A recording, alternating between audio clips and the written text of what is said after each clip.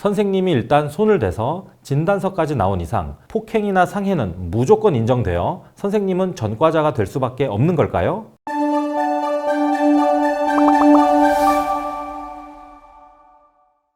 안녕하세요. 당신 곁에 김신 변호사입니다.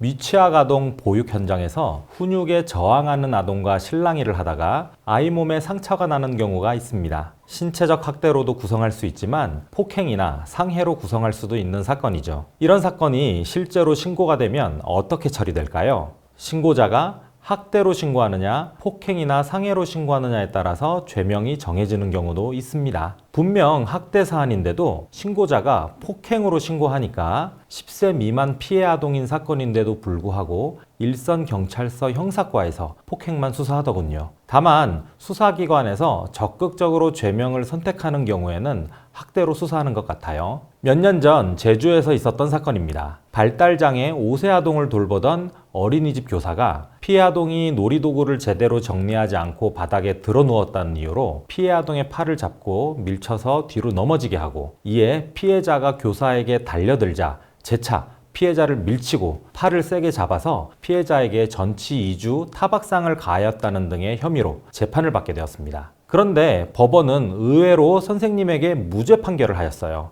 법원은 그 이유로 무엇보다 피해자와 같이 발달장애 증세를 앓고 있는 아동을 훈육하는 데는 어떤 방식이 가장 적절한지에 대해서 정답이 있다고 볼 수는 없다라고 하였습니다. 그렇지 않으면 보육교사로서는 발달장애 아동에 대하여 소극적인 방식으로만 훈육을 할 수밖에 없을 것이고, 이는 결국 보육교사들로 하여금 발달장애 아동을 방임하게 되는 결과를 초래하게 될 것이다 라고 보았습니다. 법원은 이런 관점에서 선생님의 행동을 평가하면 일단 훈육 상황이었고 선생님이 특별히 화를 냈다는 사정은 보이지 않으며, 선생님이 이 사건 한 달 전부터 피해 아동을 이런저런 방법으로 훈육을 해보려고 시행착오를 겪어왔다는 점이 엿보인다는 이유를 들어 무죄 판결을 하였습니다. 어떠신가요? 발달 장애 아동에 대한 학대 수사에 참여하다 보면 장애 아동은 좀 더 세심한 보호가 필요한 아동이니만큼 당신이 더 조심해야 하는 거 아니었냐는 관점에서 특수교사들이 추궁을 당하고 궁지에 몰리는 경우를 자주 보게 됩니다. 그런데 이 사건 법원 판결에서는 오히려 장애 아동이기 때문에 일반 아동에 비해서 교사가 선택한 훈육 방법이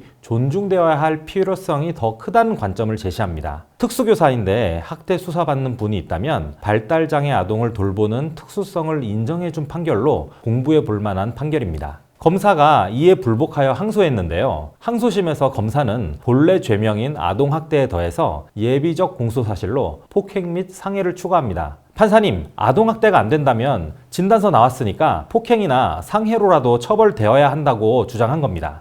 이거 반칙 아닌가요? 과연 항소심 법원이 어떻게 판단했을까요? 선생님이 일단 손을 대서 진단서까지 나온 이상 폭행이나 상해는 무조건 인정되어 선생님은 전과자가 될 수밖에 없는 걸까요? 항소심 법원은 학대가 아니라는 1심 판결을 유지하면서 검사의 예비적 공소사실도 인정하지 않았습니다. 판결 이유를 보면 학대를 무죄로 판단하면서 폭행을 인정할 것 같지는 않습니다. 항소심 법원은 이렇게 판시하였습니다. 피고인과 같은 보육교사가 발달장애 아동을 손으로 때리거나 발로 차는 등 구체적인 가해 행위를 하지 않은 이상 발달장애 아동에 대한 훈육 과정에서 발생한 그러한 행위나 결과를 이유로 형법상 상해죄 내지 폭행치상죄로 의율하는 것은 매우 신중을 기하여야 한다라고 명확하게 이야기합니다. 학대면 학대고 학대가 아니면 무죄인 것이지, 학대는 아닌데 폭행으로 처벌해달라는 검사 요구는 부당하다고 꼬집은 거죠. 이러한 항소심의 결론은 대법원에서도 인정되었습니다. 대법원 역시 항소심에서 학대를 부정하면서 폭행이나 상해의 고의를 부정한 것에 문제가 없다고 결론을 냈네요. 학대는 아동복지법이고 폭행은 형법이죠. 글자만 따지면 학대가 안 되더라도 폭행은 될 수가 있다고 보는 게 맞겠죠. 그러나 이 판결은 법원에서 그런 식의 결론을 단호히 거부한다는 점을 알려줍니다. 간단히 정리합니다. 법원은 일단 교사가 훈육 의도로 행동한 것을 인정하여 학대 고의가 없다고 판단하고 나면 폭행이나 상해 고의도 인정하지 않습니다. 오늘 영상은 여기까지입니다. 영상을 보고 궁금한 점이 있으시다면 상단에 있는 전화번호로 연락 주십시오. 언제든지 친절하게 상담 도와드리겠습니다. 영상이 마음에 드셨다면 구독과 좋아요 부탁드립니다. 감사합니다.